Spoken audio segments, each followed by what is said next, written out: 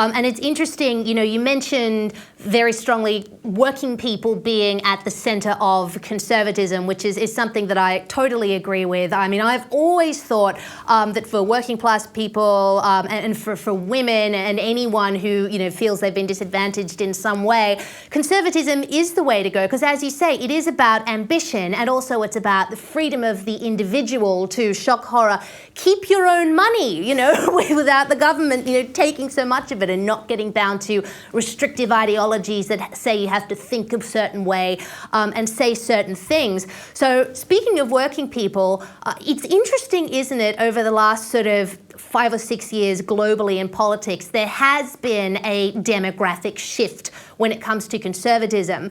And in the context of the UK, I remember the 2019 election I was in Niagara Falls with my husband actually, and we were spending our holiday poring over politics, of course, because we're both, you know, political nerds. But it was like this ocean of blue on the electoral map with this tiny little red dot where London was, which is sort of, you know, the socio-economically advantaged areas compared to the rural areas. And I thought, this is the greatest illustration, physical illustration I've ever seen, I think, of that demographic shift. What do you think has spawned that?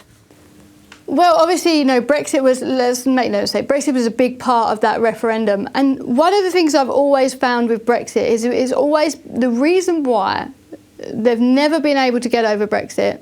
And, you know, we're talking 7 years on. I mean, I was literally in like early high school when, you know, this debate first came around and the vote happened. They've never been able to move on from it because it is the first time in the history of the UK that the working class have beaten the establishment.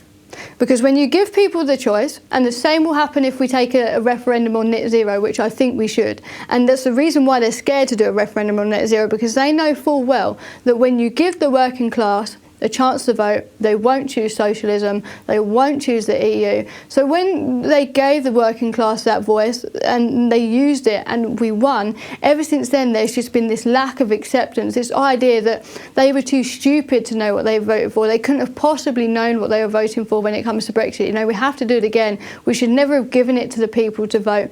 And you know what I found really funny actually recently, because we've got these Trump indictments coming up that have come out, and all of the Remainers in the UK are like so happy about Trump because, you know, he's like this villain to democracy. I'm like, hang on a minute.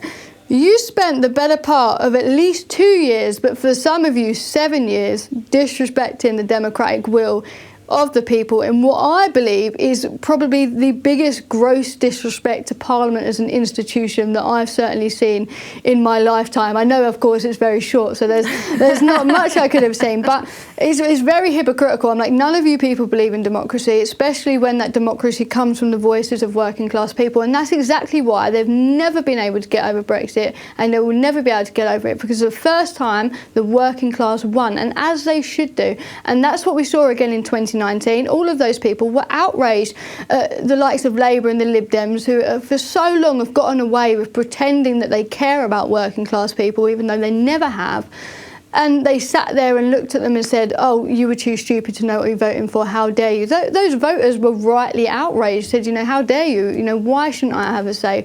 You know, why do you disrespect me? Why do you? And that's the fact of the matter is that Labour view working class people as racists, as stupid, as bigots. They don't respect working class people. They haven't respected working class people. In the UK, we've just accepted this custom that, oh, Labour are for the working class and the Tories aren't. When in actual fact, that's not true at all.